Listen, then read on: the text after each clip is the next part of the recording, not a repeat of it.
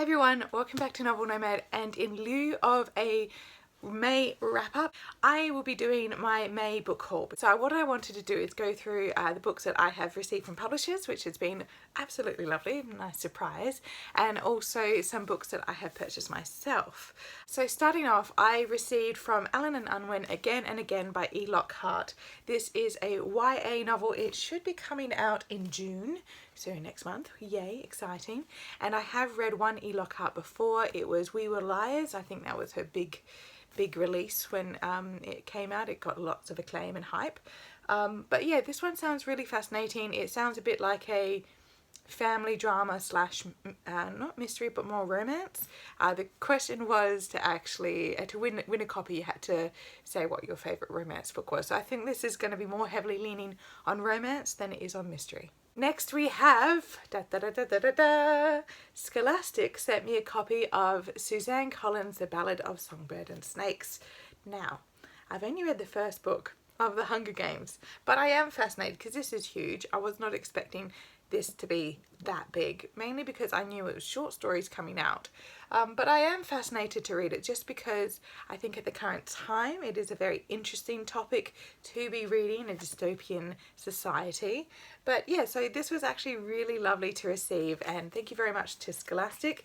I can't wait to start it. So let's start with the books that I purchased. Starting off, we've got The Things She Owned. This is by Catherine Tamiko Argyle. This is a woman who lives in Adelaide, so locally published. That's super amazing. And it's about a woman who is half Japanese, and she lives in London, and she's trying to understand her mother better because she never quite got on with her mother, and so she tries to understand her through the things that she owns. And so it's like a very beautiful and moving story of grief from what I've heard, and it really slowly moves through all the different like things that we hold dear and how that has, you know, cultural and personal memories. So yeah, I think this is going to be absolutely beautiful. The cover is stunning. Let's get a bit of a close-up on that, all those beautiful cherry blossoms and little things. But yeah, so I was really excited to see this book was released from a local author. Next we have Stone Sky Gold Mountain by Miranda Riro. So this one is quite similar to These Mountains Have Gold, actually, because it's about a Chinese immigrant family who are living in far north Queensland in the goldfields. And this is set, I think, is in the 1800s when there was that gold rush happening, and it's just about these the two children, how they grow up in this kind of stigma and in this Australian landscape. So I think it's going to be absolutely beautiful. It's only short, so I am excited to whip through this one because I know from reading her novella she is very adept at crafting language perfectly to really get across her point on different cultural differences as well as social differences as well. So I think this is going to be very fascinating to read, and also one we don't read. We read about the gold rush down in Melbourne, but not so much up in Queensland. So excited to get into this book. Next, I have a copy of Flames by Robbie Arnault. This one is by, I think it's his debut novel. Yeah, so he's a young Australian writer, and apparently this is absolutely brilliant. I have been recommended this so many times by my absolutely beautiful Australian bookstagram community. So it is set in Tasmania, and it's about a bit of a family drama and really intense loss and grief.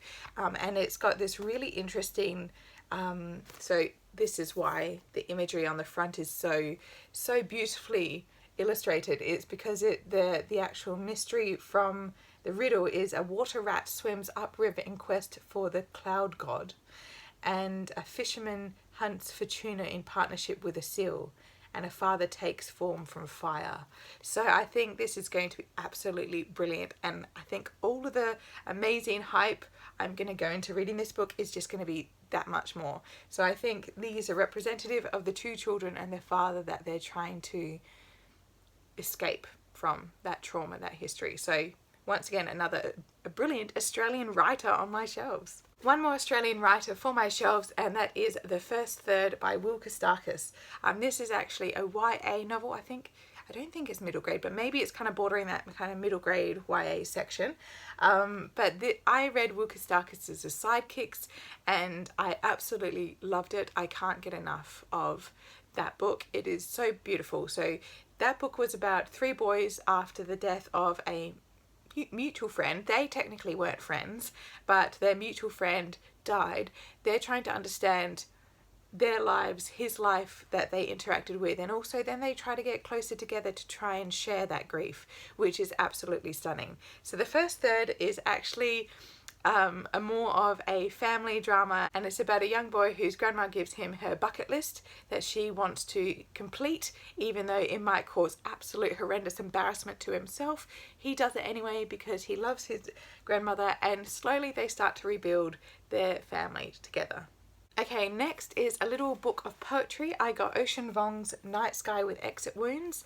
I have heard amazing things about Ocean Vuong's poetry, and I really want to get into more, just to allow myself to read at least one collection a month. So this one is, Ocean Vuong is talking about his experience growing up in America, but it's also about grief, loss, very intense family emotional trauma as well, because he's a part of a Vietnamese American family, and so there is that family trauma from the war. And so I really want to get into this one. I think it's going to be very intense, but very beautiful considering his way with words.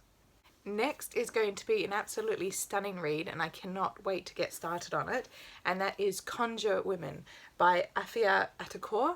I think this is going to be beautiful because it's set in America in the South post-Civil War, so technically they're no longer slaves, and the main character grew up within the slave community in a master's house, and she basically became the magic woman of the group after her mother. And so she's trying to understand this kind of the history and the trauma that is taken on within the community, but then also in this post-Civil War climate that the master's house is now in ruins. So it is living through this fear. Fear has always been a part of their existence, but it's also the fear of the unknown, trying to work out where they now place themselves within society. So I think this is going to be very, very intense. Also, stunning cover design. Oh my goodness, even on the side, look at that. I think this is just going to be an absolutely beautiful read all round. And lastly, one that I jumped on immediately. I could not. I honestly raced down to my local indie bookstore to pick up a copy, and that is Square Haunting by Francesca Wade. Now, this is about Meckleburgh Square in London in the interwar years, so 1920s and 1930s in London, in this square, and it's following 5 women who are creatives, who have in their freedom and their creativity and how they manage to really branch out and produce some amazing works in this time, in this square, and in this place. Now, the reason why this book stood out to me so much is because when I was most recently in London last year, I stayed in Meckleburgh Square. It is very close to where my grandfather, grew up, and so I always feel a kinship in that area because so many of his stories mentioned those streets and where he grew up and all the different experiences he had. So every time I go to London, I always want to stay near the area where he grew up and where he was born. So this is in the square that I stayed in last time. It is a beautiful area of London, quite quiet, and it's very close to Persephone Books, so I absolutely loved it. But the fact that the women that they talk about is H.D., which is a modern poet, and I believe her full name is Hilda Doolittle, Dorothy L. Sayers, the detective novelist, Jane Ellen Harrison, a classicist and translator, Ellen Power, historian, broadcaster and pacifist, as well as Virginia Woolf, writer and publisher. So these 5 women lived in Meckleburgh Square during the interwar years, all different stages of their careers, of their writing, of their creativity, and I just want to understand more of their time there, and it's such a beautiful edition. I just had to pick this up. So this is out by Faber and Faber, Allen and Unwin in Australia, and I cannot wait. It's just going to be such a beautiful telling of history, but also women's history during that time. And I feel like there's a personal connection there, so that's why I'm so excited to jump onto this book.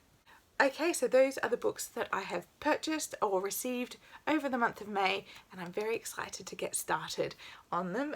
If you have read any, please let me know, and if you recommend one in particular. I particularly want recommendations for Conger Women, if you've read that one, or even any more of Ocean Vuong's poetry. I would really love to know more about his poetry as well. But anyway, happy reading, and I'll see you next time. Bye!